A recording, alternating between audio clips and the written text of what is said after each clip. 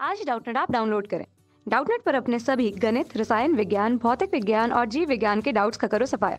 बस प्रश्न की फोटो खींचो, एक ही प्रश्न को क्रॉप करो और तुरंत वीडियो सोल्यूशन पाओ। अभी डाउनलोड करें।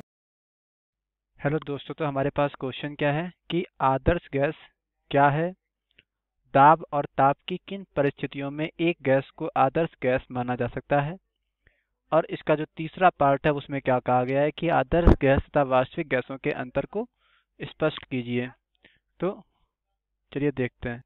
तो सबसे पहला क्वेश्चन क्या है कि आदर्श गैस क्या है। तो हम आदर्श गैस के बारे में यहाँ पे पढ़ेंगे। तो आदर्श गैस क्या होती है, जो ताप और दाब की हर परिस्थिति में चार्ल्स और बॉयल के नियम का पालन करती है।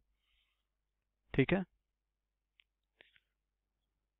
तो यहाँ पे लिखें हम लोग, आदर्श गैस क्या है, जो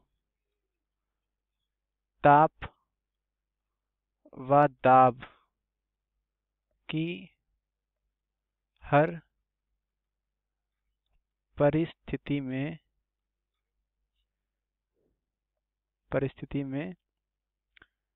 चार्ल्स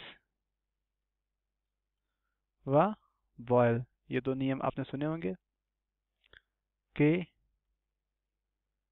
नियमों का पूर्णतः पालन करें, पूर्णतः पालन करें। ऐसी गैसें क्या होती हैं, आदर्श गैसें कहलाती हैं। ठीक है, वास्तव में क्या होता है, रियल लाइफ में क्या होता है कि कोई भी गैस आदर्श नहीं है, मतलब कोई भी गैस क्या है, पूर्णतया पूरी तरह से चार्ल्स और बॉयल के नियम का पालन नहीं करती है। कुछ ना कुछ जो है इसमें जो है विचलन रहता है। ठीक है, तो अब हमारे पास क्या, दाब और ताप की किन परिस्थितियों में कोई एक गैस आदर्श गैस की तरह व्यवहार करती है, उस गैस को आदर्श गैस मान सकते हैं। ठीक है, तो ताप और दाब की किन परिस्थितियों में हम जो है एक वास्तविक गैस को आदर्श गैस मान सकते हैं, तो क्या होता है, यहाँ पे इसका आंसर क्या हो जाएगा, उच्च ताप व निम्न दाब। ये किसका आंसर हो गया, ये इसके सेकंड पार्ट का आंसर हो गया। उच्च ताप और निम्न दाब की परिस्थिति में क्या कर सकते हैं हम कि एक वास्तविक गैस को आदर्श गैस मान सकते हैं।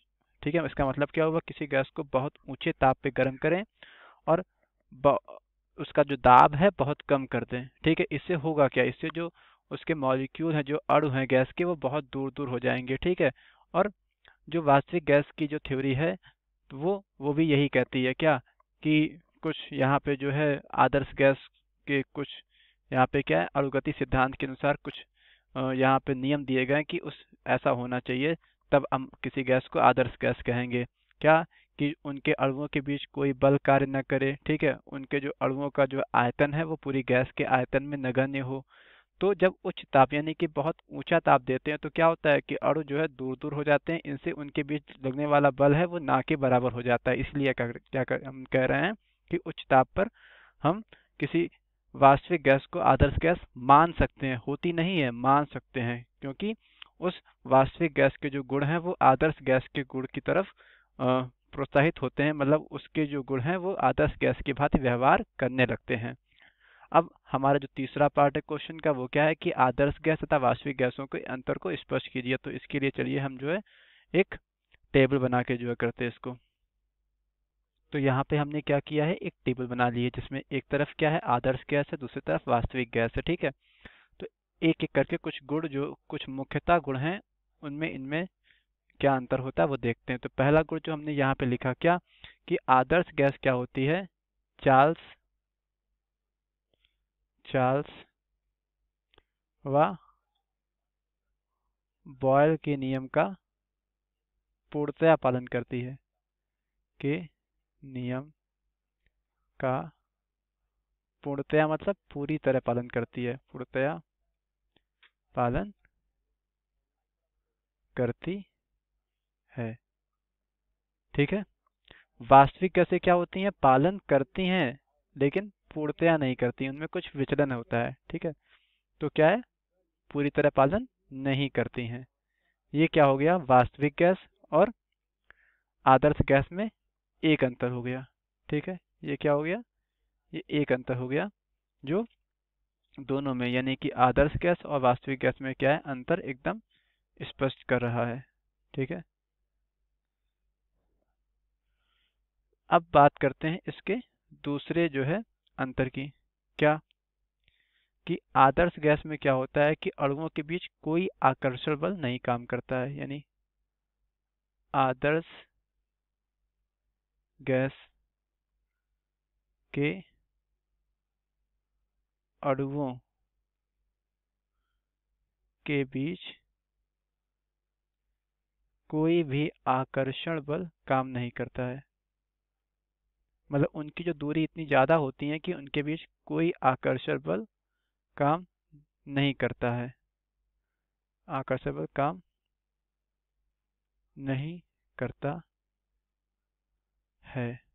ठीक है, यहाँ पे क्या होता है, क्षीण मतलब थोड़ा, हालांकि थोड़ा ही होता है, क्षीण अंतराण्विक अंतराण्विक आकर्षण बल लगता है। वास्तविक वास्तविक गैसों में क्या होता है, थोड़ा सा आकर्षण बल लगता है। ठीक है, ठीक। अब अगर हम तीसरे अंतर की बात करें इसमें, तो वो क्या होता है, वो हम लोग जो अभी देखते हैं। आदर्श गैस में क्या होता है कि जो अणुओं का आयतन है, अणुओं का आयतन है वो क्या होता है, कुल आयतन की तुलना में नगण्य होता है। अणुओं का आयतन कुल गैस के आयतन की तुलना में, आयतन की तुलना में क्या होता है, नगण्य होता है। मतलब हम जो है नहीं मानते हैं, नहीं होता है तरीके से होता है। यहाँ पे क्या होता है, नगण्य नहीं होता है, यानी कि अणुओं का आयतन होता है, नगण्य नहीं होता है। ठीक है, ठीक है। अगर और आयतन और जो है इसकी बात करें इसमें अंतर की, तो आदर्श गैस क्या होता है, आदर्श गैस जो गैस समीकरण होता है पीवी बराबर एनआरटी, इसका पूरी तरह पालन करती है। ठीक है, यानी पीवी बराबर एनआरटी लिखते हैं यहाँ पे, पीवी बराबर एनआरटी का पूर्णतया पालन करती है, पूर्णतया पालन करती है। ये जो है नहीं करती, पूर्णतया पालन नहीं करती है। यहाँ पे क्या होता है कि एक गुणांक लगाते हैं तब करती, पीवी बराबर जेड एनआरटी होता है, पीवी बराबर जेड एनआरटी होता है। ठीक है, यानी कि यहाँ पे क्या है, ये आदर्श गैस का पूर्णतया पालन नहीं करती है। तो ये हमने कुछ अंतर देखे आदर्श गैस और वास्तविक गैस में। ठीक है, तो हमसे क्वेश्चन में जो जो पूछा गया था वो हमने यहाँ पर देखा है। ठीक है, थैंक यू। कक्षा 6वीं से 12वीं से लेकर नीट, आईआईटी, जेई वो एडवांस के लेवल तक 1 करोड़ से ज्यादा छात्रों का भरोसा। आज ही डाउनलोड करें डाउटनेट ऐप या व्हाट्सएप करें अपने सारे डाउट्स 8400 400 400 पर।